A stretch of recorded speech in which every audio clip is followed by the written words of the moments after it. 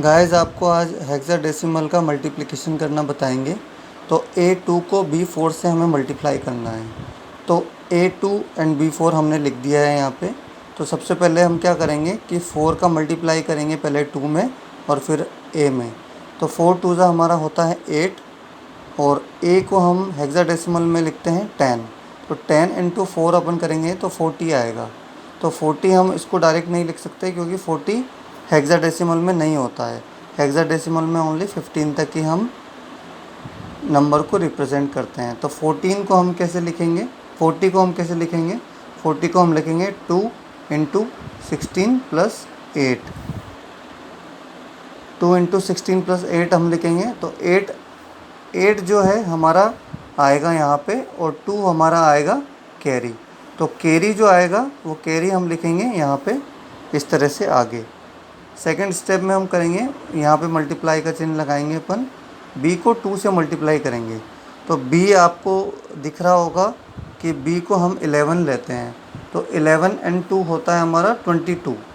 तो 22 को हम किस तरह से रिप्रेजेंट करेंगे, 22 को हम डायरेक्ट नहीं लिख सकते क्योंकि हेक्साडेसिमल में ओनली 15 तक ही हमें दिया हुआ होता है। तो 22 को हम ब्रेक करेंगे 1 इंटू 16 प्लस 6। ओके, तो 16 1 इंटू 16 प्लस 6। तो 6 को हम लिखेंगे यहाँ पे और कैरी हम लगाएंगे यहाँ पे ऊपर की तरफ।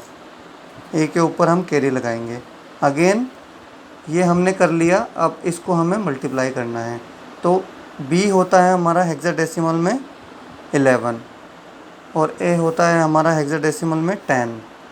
तो 10 इंटू 11 जब हम करेंगे तो आएगा 111 111 111 और प्लस 1 करेंगे तो 110 प्लस 1 करेंगे तो 111 हमारा आएगा। अब 111 को हमें वापस ब्रेक करना पड़ेगा। तो 111 को हम कैसे लिखेंगे, 16 मल्टीप्लाई बाई 6 प्लस 15। ओके, तो 15 आएगा हमारा यहाँ पे। तो 15 को हेक्साडेसिमल में लिखते हैं हम f। ओके, और 16 हमारा जो है सॉरी 6 जो हमारा है कैरी आ जाएगा आगे की तरफ।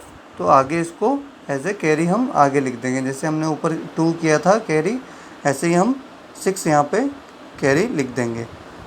अब हम इसको ऐड करेंगे। तो 8 और 6 को हम अगर जोड़ेंगे तो आएगा 14।